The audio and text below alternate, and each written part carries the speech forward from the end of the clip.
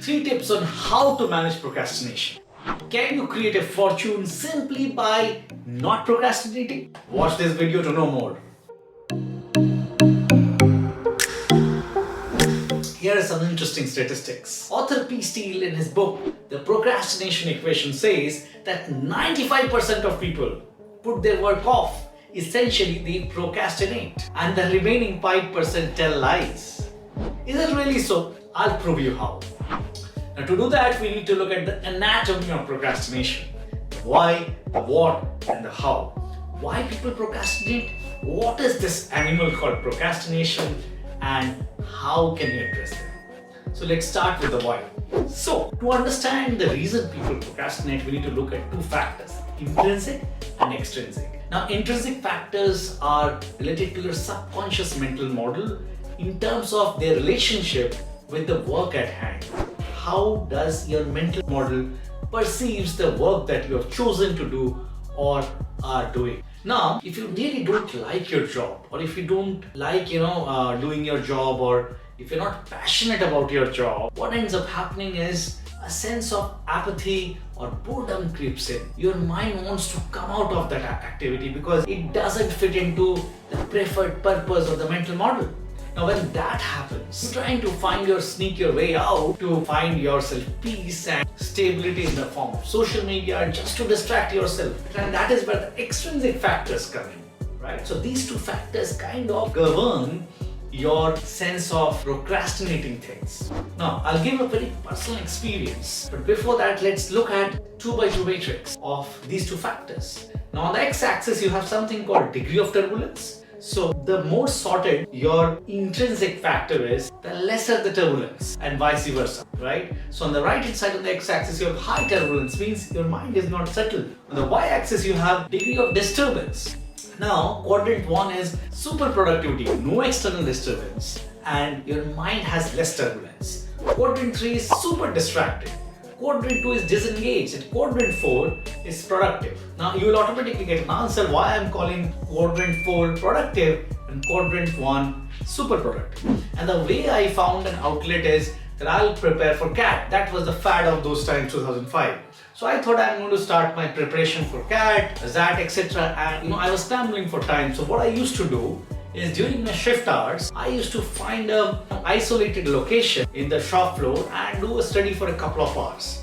Now, just to draw a picture of a shop floor, you have buzzing machines, you have hundreds of laborers working around, the ecosystem is hot and humid, you are wearing your gears, helmet, kind of a suit, coat as in, and you're sweating internally. So it's quite not a great environment to be in. I mean, that's a typical manufacturing environment in those, nothing against Tata Steel, yeah, it's just a typical. Now, I'll share a personal experience. Long back, 2004, I graduated from IIT, and after that in 2005, I was working in the shop floor of Tata Steel as a manager, responsible for the shop floor operations. And I remember that particular job I really did not like. It did not fit into my mental model.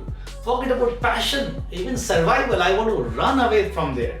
Now, what ends up happening is that if I look at the job I was doing from Tata Steel, I was super distracted. Mentally, I did not want to do that. High turbulence and external disturbance was so much. Noise, environment, sweating. Even if, of course, those times we didn't have the smartphones, the WhatsApp, social medias, very heavy disturbances outside, right? And hence I was in super distracted zone.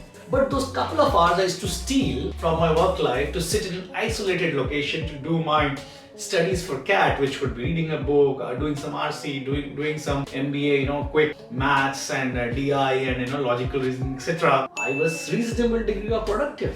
Interestingly, it is the same environment with the noise, humidity, sweat, blah blah blah. But still I was productive. What does this prove?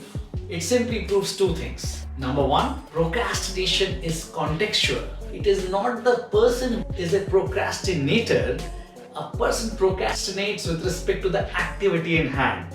The same guy was heavily distracted and hence procrastinating everything possible for the job assigned to him.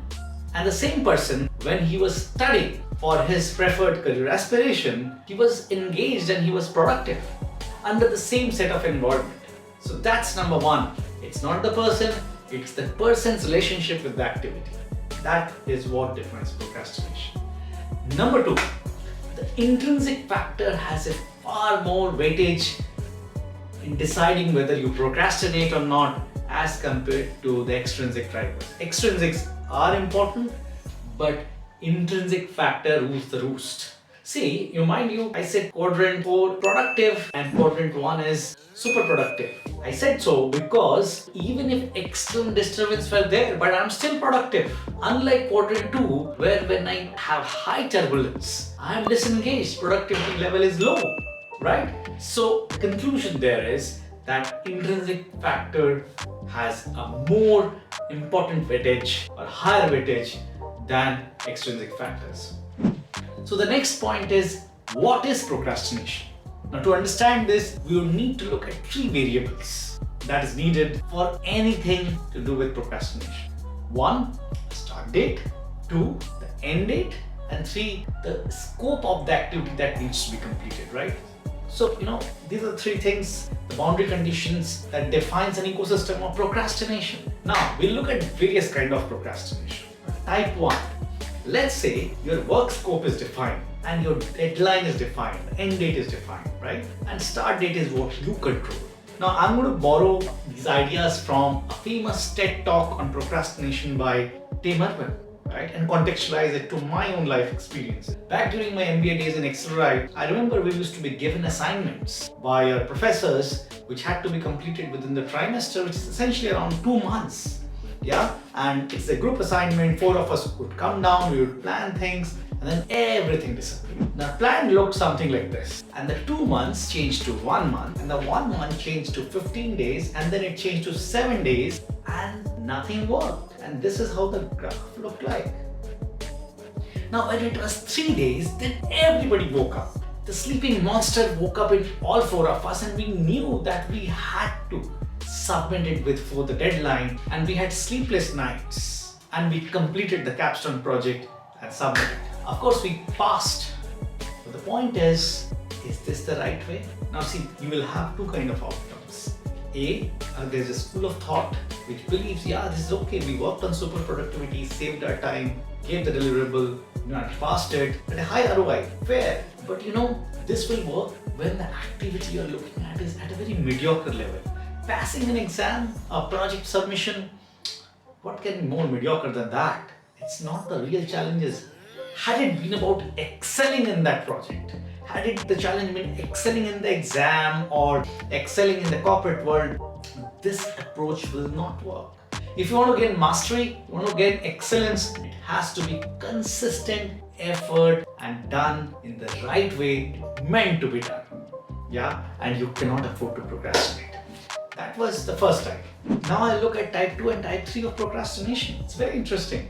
Now we looked at the 3 variables. Now let's say the end date is not defined, or the work scope is not clearly defined, and start date is also not defined. Like, you want to build a 6-pack fitness, and you have decided I will do it in 6 months, but after 3 months nothing much changed, you are not exercising, nothing happens, and you say, okay, I'll do it in 1 year, I'll do it in 3 years, I'll do it in 6 years, and suddenly you're 60 and you find you haven't done it. More importantly, chasing your dreams. You have a passion, you're working somewhere else, you feel I need to focus on that. Every year you feel I need to focus on that. I will do a little bit of it, but it never transpires simply because there is no deadline you're setting for yourself. There is no target KPI or milestone outcome you're setting for yourself. And you are not setting a start date for yourself. And this kind of procrastination is deadly. I started with the initial question, can you create a fortune by not procrastinating? And the answer is yes. Because if you don't procrastinate on the passion and dreams of your life, you are definitely going to make that fortune in the long term. But the easier thing to do is procrastinate, and that is what all of us do. So now the question is, how do you address procrastination? Now for that we'll have to look at both intrinsic factors and extrinsic factors and how to address them. Now intrinsically speaking, a simple rule is find your passion, choose the area of profession or the work or projects aligned to your passion. Now of course that's a motherhood statement, but a smaller subset of that is if you're not able to find your passion or haven't identified your passion, pick up projects or area of work or academic area of study which is aligned to your intellectual abilities, your cognitive abilities, and your emotional requirements. Don't pick up something which is below your cognitive ability or overly stretched above your cognitive ability, because in that case, either you will face boredom or excessive anxiety, which is again not great from a procrastination perspective. So the rule is simple. You have to do things which you like, which you feel fulfilling, and the heart tells the truth, right?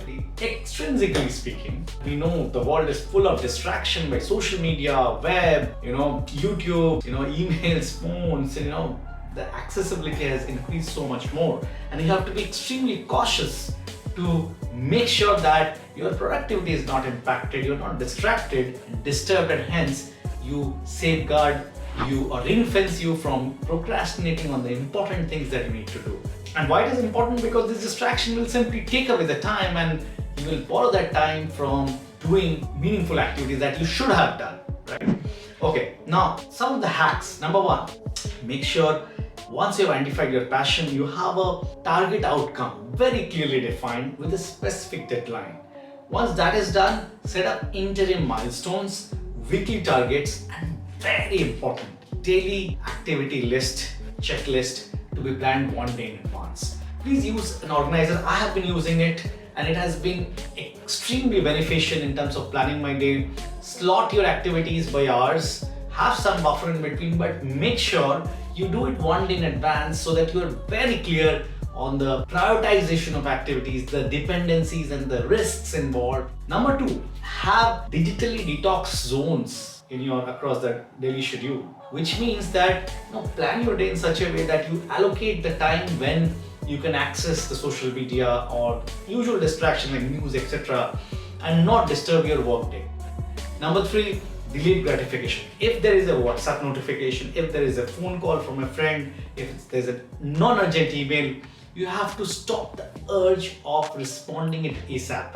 What it does is when you instantly respond, you're breaking your productivity, you're breaking your focus, and then that distracts you, disturbs you, and in turn leads to procrastination, because when you're not completing your key tasks, you will not be able to do tasks which are maybe not urgent but important, and that is the starting point of procrastination. So my suggestion is, please practice delayed gratification. Say to yourself, when you have an urge to respond to an external stimuli, ask yourself for 5 minutes. You will see how that urge disappears, evaporates in your psychic ecosystem. The fourth part is to do it now syndrome. Practice this. If you have to do something, just do it then, immediately, or worst case, write it in your organizer or somewhere so that you do it the next day.